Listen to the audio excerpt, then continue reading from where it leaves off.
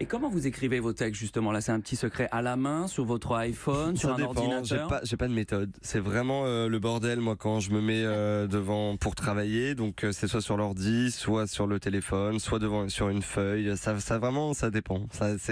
Ouais, j'ai pas de ligne directrice. Alors, puisque Nougaro ne fait pas partie de vos influences, Eddie de Pretto, quelles sont-elles ces influences? Dans quel univers musical avez-vous grandi? Eh ben, je déteste le name dropping, mais alors on va en faire du coup. Alors, donnez-nous des genres plutôt que si vous n'aimez pas, si vous ne voulez pas citer de nom.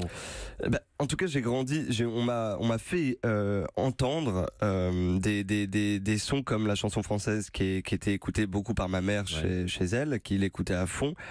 Et en bas, c'était des choses plus scandées, plus rappées, qui étaient en bas de mon immeuble avec mes potes, où c'était constamment ce son-là qui passait là où je traînais. Et donc ça a été peut-être ces deux mélanges-là qui ont fait, j'ai pas trop analysé, je vous avoue. Quand j'ai fait cet album, je me suis pas dit tiens, alors aujourd'hui je vais mêler ça et ça. Ouais. Je me suis vraiment écouté à l'instinct, à l'authenticité, à ce que j'avais envie d'y mettre, surtout de l'émotion et du texte. Et après le pourtour, c'est que du plus, c'est pour habiller le texte, pour se faire entendre, pour se faire comprendre d'une manière plus distincte encore. Et donc la musique, je voulais qu'elle respecte le texte plutôt que le contraire. En tout cas, c'est un témoignage de sincérité. Il n'y a pas de calcul dans ce que vous avez fait. Ça vient de plus profond de vous. Les chansons telles que vous les avez écrites, elles sont sorties de vos tripes et de votre tête. Ouais, carrément. C'est vraiment comme ça que je travaille aujourd'hui encore aussi. J'attends de vivre des choses totalement pour avoir des choses à dire, en effet. Ouais. Avec une suite déjà que vous avez composée, écrite, que vous imaginez, vous avez anticipé déjà dans l'écritre de nouvelles chansons. Non, j'ai la curiosité de savoir. Oui, carrément, il y a des nouvelles chansons et la suite très rapidement, ouais.